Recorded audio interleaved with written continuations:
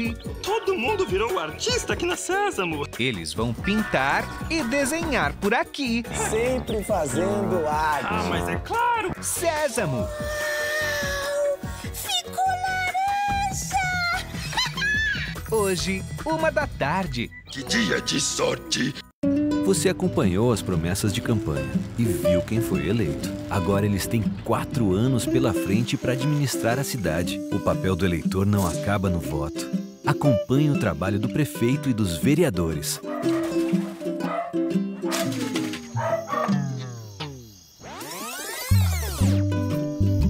Cobre, fiscalize, participe. A cidade é sua. É de todos nós. Nesta terça, Eu fiz a contabilidade da minha empresa. Nossa empresa. Da nossa empresa. O que tem a minha empresa? A sua empresa está na lama. A minha empresa? Não, a nossa empresa. Ou conseguimos um investidor, Para conquistar um bom investidor, a gente tem que gastar num jantar de categoria. ou teremos que fechar as portas. Macarrão com salsicha! Macarrão com salsicha! Pelo amor de Deus! Máximo e Confúcio. Terça, 11h30 da noite. A comédia Quase 50 Tons de Cinza é uma releitura bem-humorada do livro que foi um dos maiores sucessos dos últimos anos, de sexta a domingo, no Teatro Ruth Escobar. Teatro é na cultura. Criar. This t-shirt, it seems to be very nice, and it is very nice and fancy, right? But it's not just a t-shirt. No, it has a... Superpower. Empreender. I think it's with computer vision technology, we're able to as a purpose, we're able to make things much more simple. Inovar. Essa galera é a prova definitiva de que não existe sonho impossível e que a inovação não tem limites. Nesta quarta, 10h30 da noite, estreia Rota da Inovação.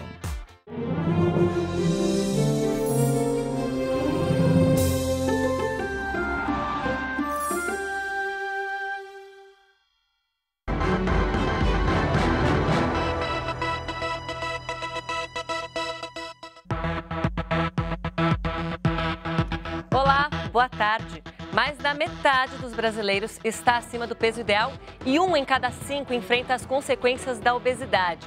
A doença é uma das maiores ameaças à saúde da população, pois está diretamente ligada a problemas crônicos como hipertensão e diabetes.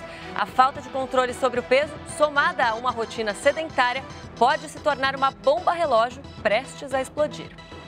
A briga com a balança começou cedo para a Geisa. 15 anos eu cheguei a 80, eu mantive o peso mais ou menos até uns 23. Aí depois dos 23 eu fui engordando, emagrecendo. E ela não está sozinha. Aqui todas as pessoas estão em busca de um mesmo objetivo: emagrecer. Hoje mais de 80 milhões de brasileiros estão acima do peso. Só na última década, o número de obesos no mundo aumentou 75%.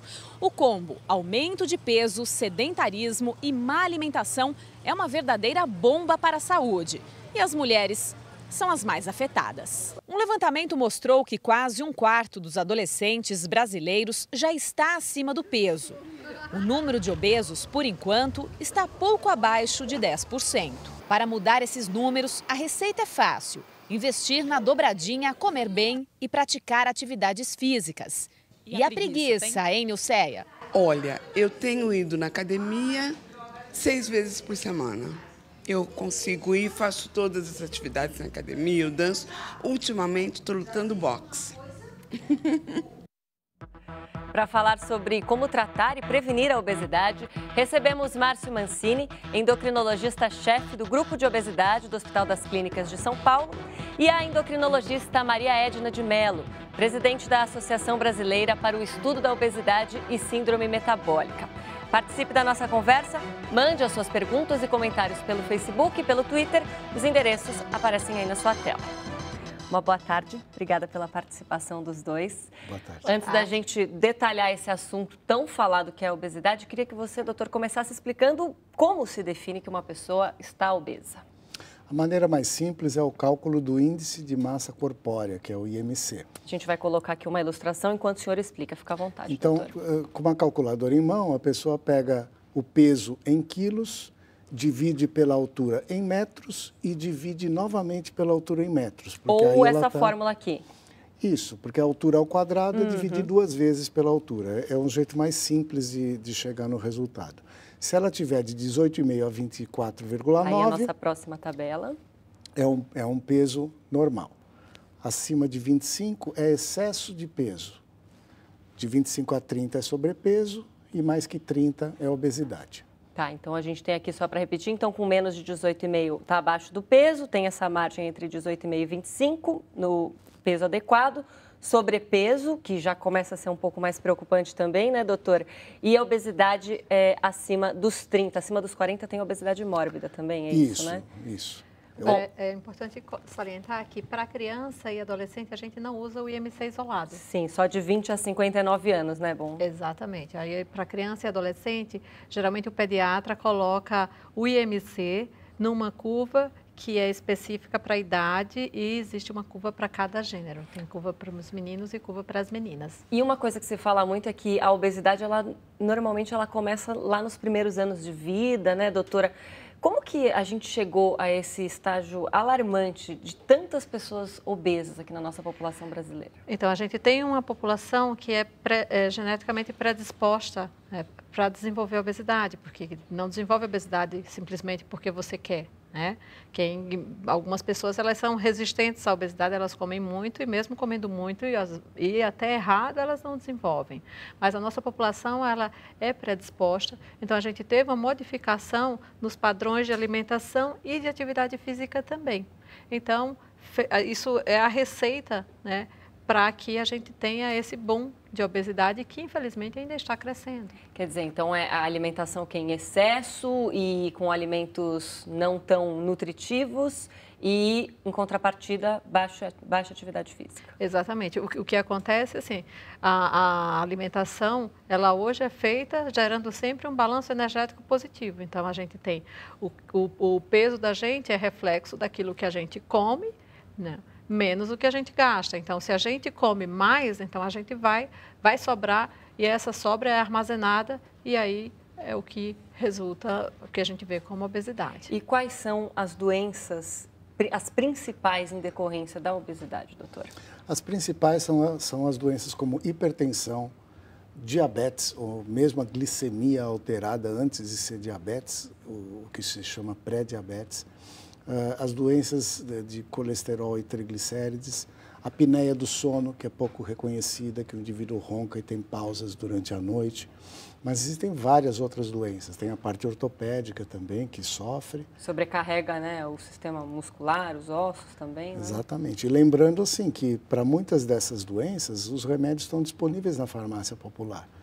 Então, quando a gente pensa que na pesquisa de orçamento familiar de 2003, para a Pesquisa Nacional de Saúde de 2013, num período de 10 anos, a obesidade era mais ou menos 40% e passou para 55%, 59%, desculpe, o excesso de peso em mulheres, a gente tá dizendo que existe um gasto com remédios em função do ganho de peso da população que poderia ser evitado. Uma simples prevenção. A gente ainda vai falar mais sobre prevenção. Vamos responder aqui o Henrique Oliveira, ele mandou uma pergunta para a gente pelo Facebook.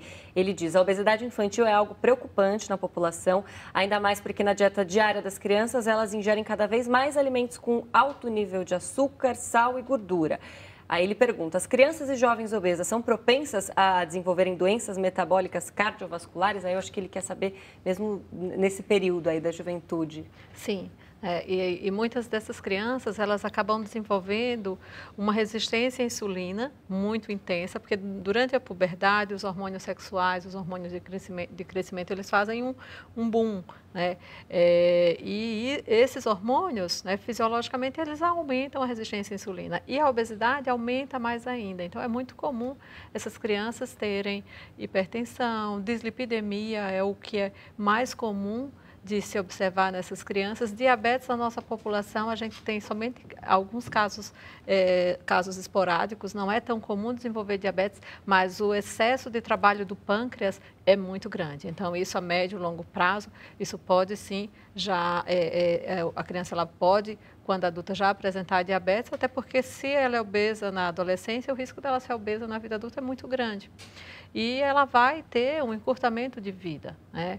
Então, quanto mais grave a obesidade, quanto mais precoce a obesidade numa criança, menor vai ser a expectativa de vida dessa criança. Doutor, e a gente sabe que cada pessoa engorda de um jeito, né? Cada um tem um corpo diferente. Existe alguns locais em que o acúmulo de gordura é ainda mais prejudicial? Sim, as pessoas tendem a ganhar peso quando começam a engordar embaixo da pele, que é o que a gente chama de gordura subcutânea ou periférica. Cada pessoa tem uma capacidade geneticamente determinada de quanto vai ganhar de gordura nessas regiões. Tem gente que consegue engordar muito nessas regiões e não acumula a gordura chamada de visceral, que é aquela gordura interna no abdômen, no fígado, no pâncreas, nos vasos, que leva a mais doenças. Mas algumas pessoas têm uma capacidade muito pequena de engordar no local, entre aspas, correto, que é embaixo da pele. E, às vezes, um homem adulto ganha 5 quilos, ele nem engordou nos braços e pernas e ele já tem aquela barriguinha que é subvalorizada, que muitas vezes ele nem é chamado de obeso, mas ele tem um risco muito aumentado de doença. Então, aquela circunferência aqui na parte do tronco aumentada é realmente a mais prejudicial, porque indica que entre os órgãos tem gordura, é isso? Exatamente. A gente utiliza alguns números, que seria o normal da medida da circunferência abdominal, até 80 para a mulher adulta e até 90 para o homem adulto. Bom, esse é um assunto de tanta preocupação que o Ministério da Saúde lançou algumas metas no mês passado para combater a obesidade. São metas até 2019, né? Que é deter o crescimento da obesidade entre as pessoas adultas, reduzir em 30% o consumo regular de refrigerantes e sucos artificiais, que também tem muito açúcar, né? E aumentar em 17% o percentual de adultos que consomem frutas e verduras regularmente. Essas metas propostas pelo governo, doutora, você acha que elas vão ser alcançadas, são de fácil, é fácil colocar essas metas em prática? Elas podem mudar os rumos aí do aumento da obesidade entre os brasileiros? Sim, as metas elas são boas, né? O tempo eu acho que é muito curto, até porque para que a gente reduza esse consumo de bebida açucarada, para que a gente aumente o consumo dos vegetais, a gente vai precisar de todo um processo. Então, a gente vai precisar mexer na publicidade, muitas vezes a gente vai precisar mexer na rotulagem, que isso está dentro, isso está contemplado dentro dessas metas, no destrinchado de como o governo vai fazer isso. Então, o governo está tentando, ele colocou no papel, mas no papel não adianta, né? Então, a gente precisa, sim, que a gente tenha realmente uma intervenção por parte do governo, né? E a gente vai trabalhando junto, porque também a gente não adianta só a gente criticar, então a gente precisa tentar fazer junto com eles o que está travando esse ponto ou outro. Então, a gente tem vários projetos de lei abordando a questão da publicidade infantil. Eles demoram tanto que algumas indústrias elas já se antecipam e elas mesmas criam as suas regras. São mais alertas nos rótulos de embalagem, né? Isso, a indústria ela tende a ser mais rápida. Então, a rotulagem frontal, por exemplo, no Chile já foi aprovado. O Chile não faz parte do Mercosul. Então, aqui, para ocorrer uma rotulagem mais fácil para a população, olha, esse alimento tem mais gordura, esse tem mais açúcar, esse tem mais sal, esse tem mais calorias.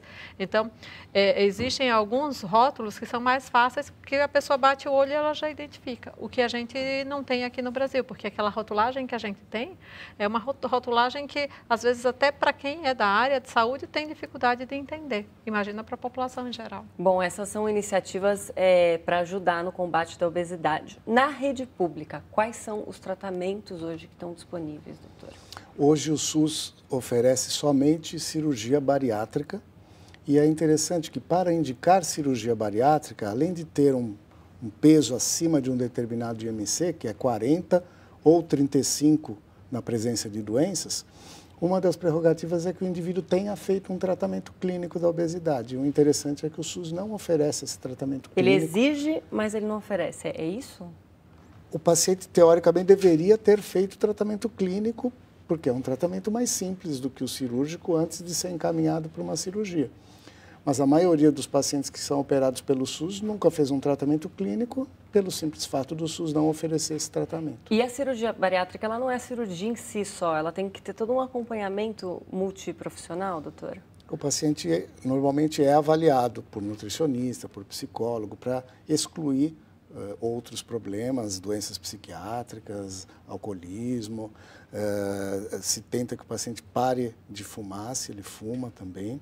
E ele passa por uma avaliação por esses profissionais antes de ser operado.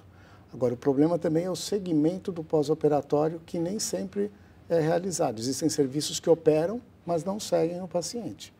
E as vitaminas, o polivitamínico que o paciente precisa tomar, ele também não há um polivitamínico adotado pelo SUS. Então, os pacientes operam, mas não têm a vitamina para tomar e muitas vezes não têm onde seguir. E aí eles normalmente voltam a engordar? O que acontece, doutor? Eles têm o risco de voltar a engordar, mas mais grave do que isso, eles têm o risco de desnutrir, de ficar com anemia, de ter os ossos fracos, por não comer a quantidade suficiente de cálcio, de ter deficiência de vitamina D, de ter problemas relacionados à desnutrição no pós-operatório, que é prevenida pelo acompanhamento. Quer dizer, ele troca a obesidade por um outro problema que vai desencadear outras doenças, né? Esse paciente operado, da mesma forma que o obeso que faz um tratamento clínico, ele precisa de um segmento o resto da vida. A cirurgia não resolve as coisas sem ele seguir. Pode completar, doutora. Vai precisar, não existe nenhum tratamento que cure a obesidade, né? Nem medicamentoso e nem cirúrgico. Então, tanto quando existe indicação de medicamentos como indicação de cirurgia, é a mesma coisa como qualquer outra doença crônica. Então, não se pode interromper tratamento para diabetes, não se pode interromper tratamento para hipertensão. Então, esses pacientes, eles precisam ter consciência de que o segmento vai ser pelo resto da vida. Doutora, e quais ações que a rede pública tem de prevenção da obesidade, se é que ela tem, e quais deveriam existir para a gente prevenir a obesidade? O que o governo faz, de uma forma geral, são ações isoladas, né? Então, tem aqui um dia por ano que se faz uma discussão de nutrição nas escolas, né? Mas isso precisa ser algo contínuo, né? Não adianta, mais intensificado? Sim, até porque se o aluno faltou naquele dia, ele não viu nada, né? E mesmo as cantinas, tem algumas ações que são muito simples, como, por exemplo, padronizar as regras para as cantinas no país e também para a alimentação de uma forma geral, porque a gente ainda sabe que hoje ainda tem muita escola que dá embutidos com massa para a criança, como se isso fosse uma refeição boa, né? Aquilo vai matar a fome da criança, mas, por outro lado, geralmente são alimentos que são ricos em tudo que a gente não quer: açúcar, gordura e sal. Bom, daqui a pouquinho a gente continua a nossa conversa, então, doutora. A gente vai para um rápido intervalo. Participe aqui da nossa conversa. Veja agora os endereços.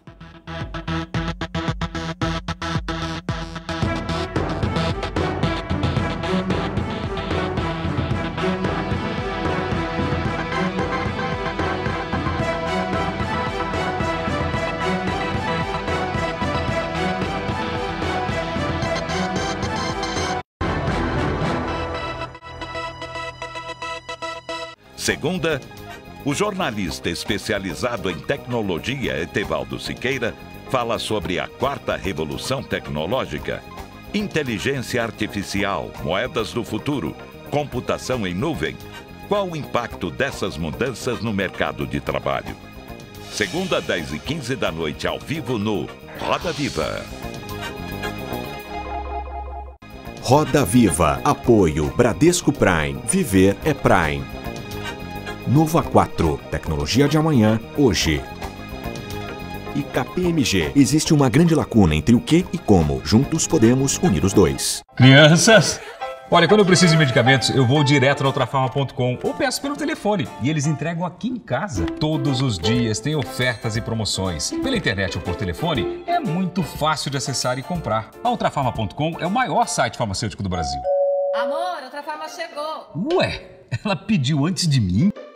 Portiolli, minha mãe te adora. Medicamentos com até 90% de economia, só na Ultrafarma. Acesse ou ligue. Ultrafarma, tá no coração da gente. Hoje, todo mundo virou artista aqui na Sésamo. Eles vão pintar e desenhar por aqui. Sempre fazendo arte. Ah, mas é claro. Sésamo. Ficou laranja!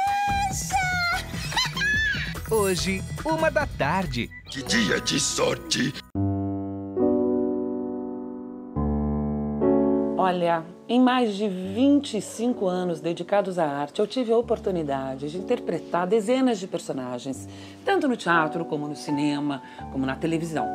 E hoje eu estou aqui para convidar você para se tornar intérprete de uma história do bem. Por que é que você não ajuda as Casas André Luiz a continuar cuidando dos mais de 2.000 protagonistas de uma linda história de amor?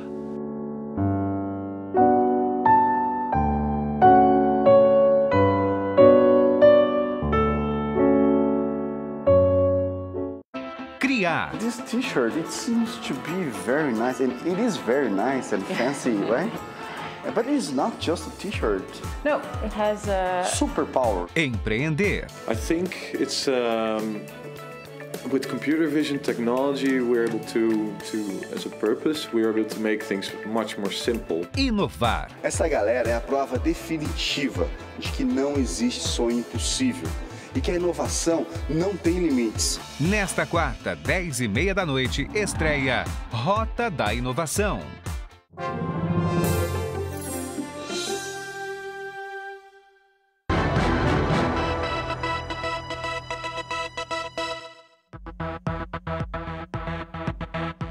Já estamos de volta com o JC Debate. Hoje conversamos sobre como tratar e prevenir a obesidade.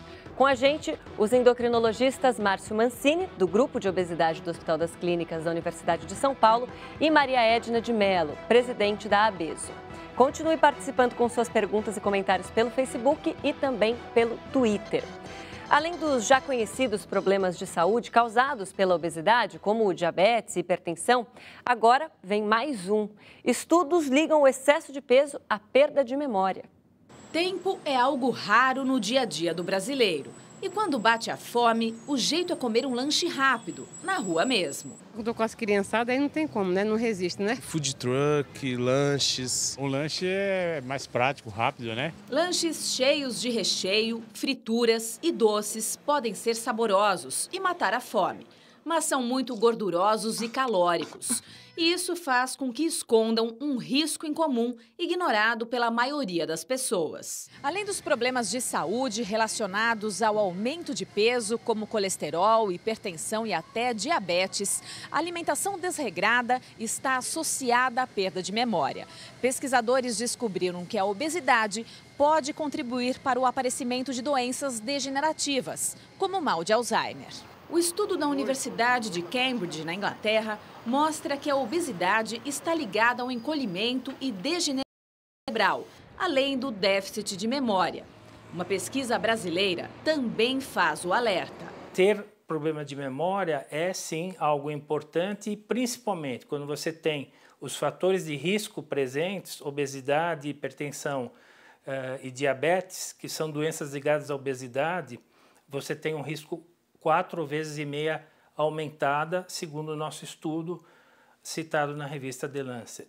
Para manter a memória em dia, vale tentar manter o máximo possível uma vida saudável. A alimentação, atividade física, controle do colesterol, controle da glicemia e principalmente o controle do fator de risco, tanto de hipertensão como colesterol, como glicemia, que é a obesidade.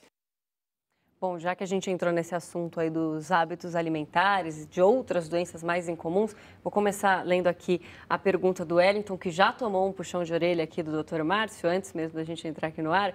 Ele disse que está almoçando e assistindo o JC Debate. Não é muito recomendado, né, doutor? É melhor assistir o JC Debate e depois almoçar, porque quando você come na frente da televisão, você presta menos atenção no que está comendo e tende a comer mais. Então, a partir de amanhã já sabe, né, Wellington? Mas agora a gente vai vai responder aqui a sua pergunta. Ó. Qual seria o fator psicológico que leva à obesidade? A história da ansiedade, aqueles problemas da tireoide, podem ser fatores que aumentam a propensão, doutor? Não. O hipotireoidismo ele pode levar a um ganho de poucos quilos que reverte com o tratamento. Ninguém é um grande obeso por causa de problemas da tireoide.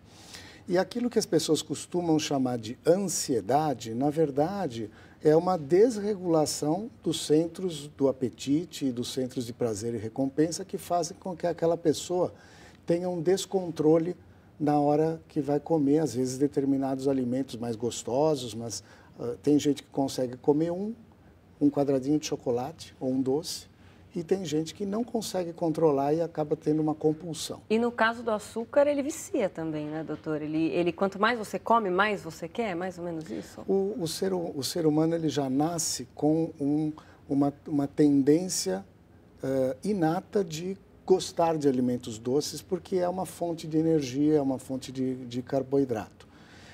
Vários alimentos, eles acabam ativando esse centro de prazer e recompensa, elevam a dopamina no cérebro, e às vezes isso é colocado como um vício. Mas, na verdade, tem pessoas que conseguem controlar isso muito bem e pessoas que não conseguem. Doutora Maria Edna, e com relação à fertilidade, já que a gente está falando de outras doenças relacionadas à obesidade, ela pode ficar comprometida para mulheres e homens obesos? Sim, e é muito, a gente sempre, quando a paciente ela começa a perder peso, a gente sempre alerta para que ela faça uma contracepção adequada, porque uma vez que se perde peso, a fertilidade ela aumenta rapidamente. Né? E a gente observa redução de hormônios sexuais masculinos também. Então, os homens tendem a ter uma redução de testosterona. Então, assim, a parte de hormônios sexuais, ela é tanto afetada no homem quanto na mulher. A obesidade, Adriana, ela acaba acometendo qualquer um dos nossos sistemas. Né? Isso vai depender da predisposição individual de cada um. Então, para alguns, né, a parte metabólica vai estar sempre dentro dos valores de referência, então é aquela pessoa que se orgulha porque todos os seus exames estão bons, mesmo com o IMC 40 ou maior que 40. No entanto, isso não significa que ela não tenha uma artropatia, não tenha uma dor no joelho ou não tenha algum outro prejuízo relacionado à obesidade, como às vezes no trabalho, né, precise faltar mais ao trabalho, porque precisa ir a médico, ou então vai acabar tendo uma doença mais importante e se aposentar mais precocemente. Então, isso acaba sendo um gasto, né, que a sociedade tem indireto com a doença. E é justamente esse próximo assunto que eu ia conversar aqui com você, doutor. O dinheiro hoje que se gasta com o tratamento de pessoas que sofrem de doenças relacionadas à obesidade, ele poderia ser mais bem aplicado e até ser direcionado a outras áreas se fosse mais investido em por exemplo, prevenção? Sem dúvida, prevenção e até mesmo tratamento dos casos que já têm obesidade. Né?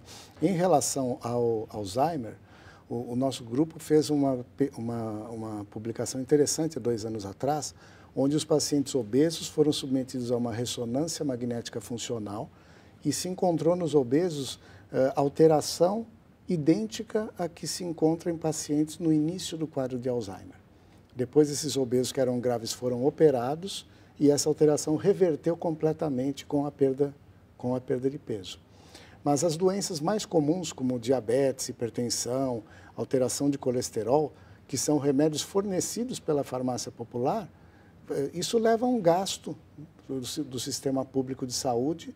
À medida que a obesidade aumenta, mais pessoas tomam esses remédios e, às vezes, numa orientação de como escolher melhor aquilo que come, de quanto de atividade física tem que fazer, tanto para adulto como para criança também, isso poderia ser diminuído. Bom, então, estimular a atividade física, educação alimentar desde cedo nas escolas. A doutora mencionou que existem algumas iniciativas, mas não é uma coisa generalizada que alcança as pessoas, né? Não tem tanta frequência. Tem uma outra iniciativa aqui que eu gostaria que a senhora comentasse, porque veio uma pergunta aqui do Kaique Lima. Ele fala de que forma as crianças que moram em áreas periféricas e de extrema violência podem lutar contra a obesidade, já que elas não têm onde praticar atividade atividade física, porque nas ruas não dá. Não tem como você orientar para uma criança se expor aos riscos, à violência urbana. Até a gente vê casos que até dentro da escola acontecem mortes, né, que chocam a gente, que a gente não deve aceitar isso. Mas o que se sabe, né, é que quando numa cidade que tem mais áreas verdes, ela tem uma prevalência menor de obesidade. Então, numa situação como essa, que a criança não pode sair de casa, então a gente tem que organizar muito bem a alimentação dentro de casa. Então, reduzir o consumo excessivo dos alimentos industrializados, né? Diminuir o consumo de açúcar, de sal, de gordura. Então, a partir do momento que se a gente não consegue gastar energia na quantidade que a gente queria, então vamos pelo menos organizar a nossa despensa e corrigir a alimentação. Bom, e ninguém ficou...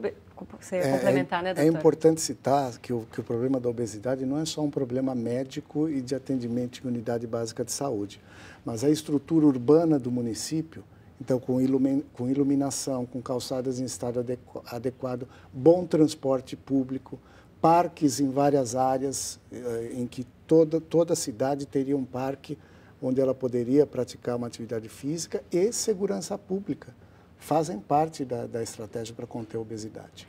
Bom, e ninguém ficou obeso da noite para o dia, né? Qual que é aquela margem de peso que as pessoas que ainda estão dentro do peso podem engordar, emagrecer, sem começar a extrapolar? Esse número mágico não existe, mas a gente pode sugerir uns 2 quilos para cima, 2 quilos para baixo. Então, a partir do momento que a roupa, né, não está cabendo mais, a partir do momento que você precisa trocar o número, você não precisa chegar na obesidade para você mudar os hábitos, né? Então, quanto antes você fizer as modificações, melhor, porque é muito mais fácil você reduzir um IMC de 26 para 24, que é a faixa de normalidade, do que você reduzir um IMC de 40 para 30, que ainda é obesidade. Sempre pensando na saúde como um todo e não na estética, né? Sempre. Sim, mas o mais importante é que o pediatra e o clínico geral, que estão lá na ponta no centro de saúde, pesem o paciente, reconheçam o problema e iniciem alguma alternativa para eles. Doutor Márcio Mancini, doutora Maria Edna de Mello, muito obrigada pela presença dos dois. Foi de bastante ajuda aqui para a gente. Eu que agradeço. O JC Debate fica por aqui. Inscreva-se em nosso canal no YouTube. Lá estão todos os nossos programas anteriores. youtube.com/jornalismo TV Cultura. Voltamos amanhã, 12:30. Uma ótima tarde para você. Até lá.